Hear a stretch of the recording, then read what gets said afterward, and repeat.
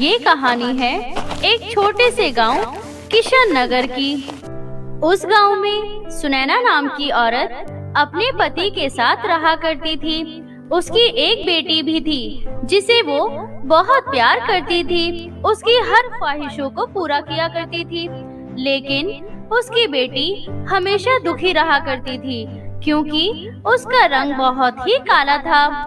उसे इस बात का अफसोस था कि वो अपने घर में सबसे काली थी। बाहर उसका हर कोई मजाक बनाता था। उसके काले रंग की वजह से सब उसे देखकर हंसा करते थे। ये सब देखकर संजना को बहुत दुख होता था। ऐसे ही एक दिन संजना अपने माता पिता के साथ एक छोटे से फंक्शन में जाती है। वहाँ पर भी सभी लड़कियाँ संजना का बहुत मजाक बनाती हैं।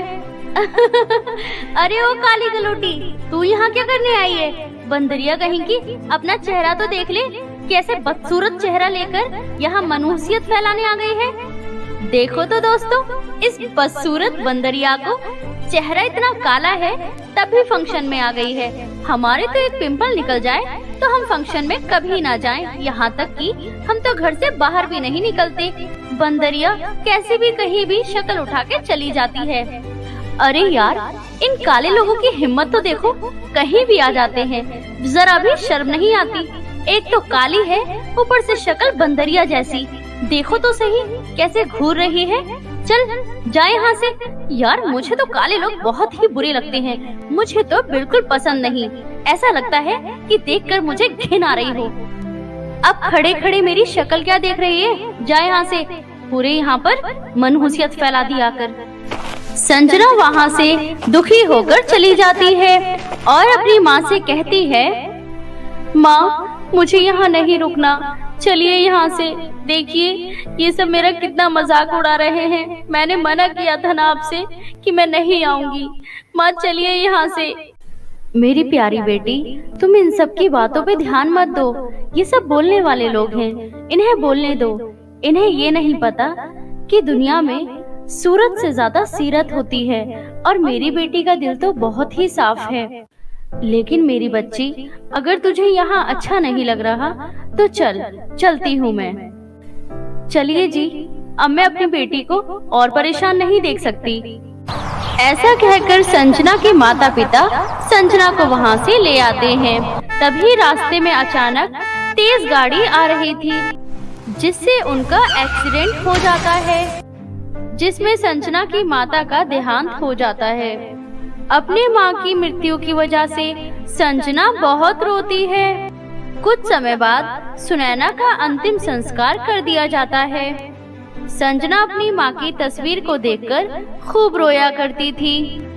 कन्हैया को बहुत दुख होता है कि वो अपनी बेटी के लिए कुछ नहीं कर पा रहा है और उसे ये महसूस होता है कि वो अपनी बेटी की जिंदगी में कुछ भी कर ले, लेकिन एक माँ की कमी कभी पूरी नहीं कर पाएगा।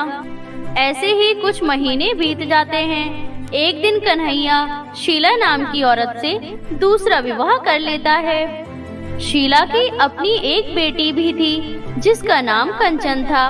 कंचन दिखने में बहुत ही खूबसूरत थी। तभी कन्हैया अपनी दूसरी पत्नी शीला से कहता है, शीला, मैंने तुमसे दूसरी शादी इसीलिए की है ताकि तुम मेरी बेटी संजना को कभी भी उसकी माँ की कमी महसूस ना होने देना। समझ रही हो ना तुम मैं क्या कहना चाहता हूँ? अजी, आप चिंता ना करें, मैं आपकी संजना बेटी को इतना प्यार करूँगी कि वो अपनी पहली माँ को भूल ही जाएगी। मुझे सब समझ में आता है। क्या आप मुझे बेवकूफ समझते हैं जी? क्या मैं ना समझ दिखती हूँ आपको? हाँ। शीला अपनी बातों से कन्हैया को यकीन दिला देती है, पर किसी को क्या पता था कि वो धीरे धीरे अपना रंग दिखाना शुरू कर देगी। कन्हैया के सामने तो शीला संजना से बहुत प्यार करती और जब कन्हैया अपनी ड्यूटी पर चला जाता तो वो संजना को अपना असली रूप दिखाती। काली कलूटी मनहूस बदसूरत, तेरा बाप पूरे 1 साल के लिए गांव से बाहर गया है। अब मुझे चैन की सांस आएगी। अब मैं जी भर के तुझसे काम करा सकती हूँ, तुझे मार सकती हूँ। तेरे बाप के सामने तो मुझे तेरी चमचागिरी करनी पड़ती थी। काली कलोटी कहीं की मनहूसियत फैलाती रहती है हर जगह पर। हाँ माँ, मुझे तो समझ में नहीं आ रहा है कि आप ये सब दिखावा क्यों कर रही हैं। आप मेरे सामने तो कुछ और हैं और पिताजी के सामने कुछ और। आप पिताजी के सामने मुझसे प्यार करती हैं और उनके जाते ही मुझ पे अत्याचार करना शुरू कर देती हैं। हाँ माँ, ये कैसे जुबान चला रही है आपके सामने। माँ, इसे आप फटाफट सीधा क्यों नहीं करती? इसकी जुबान चलने लगी है, काली बंदरिया कहेंगी। दोनों माँ बेटी संजना की खूब पिटाई करती हैं। अब संजना को घर का सारा काम करना पड़ता था। ऐसे ही कुछ महीने बीत जाते हैं। तभी कन्हैया का एक दोस्त कन्हैया के परिवार को आकर बताता है कि अब कन्हैया इस दुनिया में नहीं रहे। ये खबर सुनकर संजना फूट फूट कर रोती है। ये नहीं हो सकता पिताजी, आप मुझे छोड़कर नहीं जा सकते। आप मुझे अकेला नहीं छोड़कर जा सकते पिताजी। पिताजी। मनहूस, तेरा बाप मर गया, अब वो वापस तो नहीं आ सकता। मुझे तो बहुत खुशी हो रही है। अब इस घर की मालकिन सिर्फ मैं अकेली हूँ। अब इस पूरे घर पर राज करूँगी। सारी धन दौलत, सारा बिजनेस, सब कुछ मेरा है। मुझे तो बहुत खुशी हो रही है। क्यों ना मैं कोई पार्टी रखूं। और काली बंदरिया, तू रो रो कर मनहूसियत क्यों फैला रही है? जा यहाँ से और जाकर सारा काम कर घर का। संजना बेचारी रोते हुए खाना बनाने चली जाती है। ऐसे ही एक दिन शीला संजना के पास आकर कहती है, कल घर में पार्टी है और मेरी बेटी ने एक बहुत अच्छे बुटीक में अपना गाउन सिलवाया है। तू जल्दी से जा और वो गाउन लेकर वापस आ और 1 घंटे के अंदर ही अंदर आ जाना, समझी? संजना अपनी सौतेली माँ की बात मान जाती है और भागती हुई उस गाउन को लेने बुटीक पर जाती है और गाउन लेकर घर आने लगती है कि तभी उसे जोर जोर से किसी के चिल्लाने की आवाज आती है। अरे रे रे रे, बचाओ मुझे। अरे कोई तो है जो बचा लो मुझे। मुझे तैरना नहीं आता। बचाओ मुझे, मैं डूबकर मर जाऊंगी। बचाओ मुझे। संजना दौड़ती हुई उस तालाब के पास जाती है और तालाब में कूदकर उस बूढ़ी औरत की जान बचा लेती है। तभी वो बूढ़ी औरत संजना से कहती है, बेटी, तुम्हारा बहुत बहुत धन्यवाद मेरी जान बचाने के लिए। बेटी, मैं एक परी हूँ। मैं यहाँ से गुजर रही थी तो मेरा पैर फिसला और मैं तालाब में गिर गई। पानी में मेरी शक्तियाँ कम हो जाती हैं। अगर आज तुम नहीं होती तो मेरी जान नहीं बच पाती। इतना कहकर वो बूढ़ी औरत अपने असली रूप में आ जाती है। बेटी, मैं हमेशा पृथ्वी पर लोगों की मदद करने आती हूँ और तुम मुझे बहुत परेशान लग रही हो। बताओ मुझे क्या बात है? मैं तुम्हारी परेशानियाँ चुटकियों में दूर कर सकती हूँ। संजना रोते हुए उस परी को अपनी आप बीती सुनाती है। तुम चिंता मत करो बेटी, मैं अभी तुम्हारी परेशानी को दूर करती हूँ।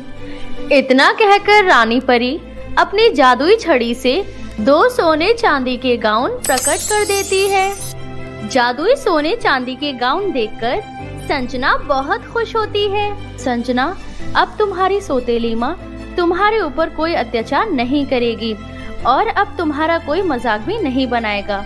तुम ये चांदी का गाउन पहनकर बहुत ज्यादा सुंदर हो जाओगी और तुम जादुई सोने के गाउन से जितनी चाहो उतनी धन दौलत मांग सकती हो और अपना जीवन हंसी खुशी व्यतीत कर सकती हो। संजना वो जादुई चांदी का गाउन पहन लेती है और परी का धन्यवाद करके वहाँ से चली जाती है।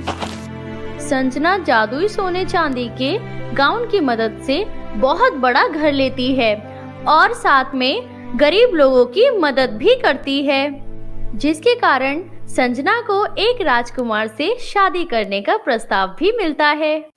ये खबर जब संजना की सौतेली माँ और सौतेली बहन को पता चलती है तो वो गुस्से से आग बबूला हो जाती है और संजना की सौतेली माँ के दिमाग में एक प्लान सूझता है कि वो जादुई सोने चांदी के गाउन को चुरा लेंगी। जब संजना सो रही थी तो दोनों माँ बेटी उस गाउन को चुराने आती हैं। जैसे ही दोनों माँ बेटी उस सोने चांदी के गाउन को हाथ लगाती हैं, तो उन्हें जोरदार बिजली का झटका लगता है, जिसके कारण दोनों माँ बेटी की मृत्यु हो जाती है। उसके बाद संजना का राजकुमार से विवाह हो जाता है और वो अपना जीवन हंसी खुशी व्यतीत करने लगती है। इतनी अच्छी कहानी के लिए एक लाइक और सब्सक्राइब तो बनता है। प्लीज हमारे चैनल को सब्सक्राइब करें।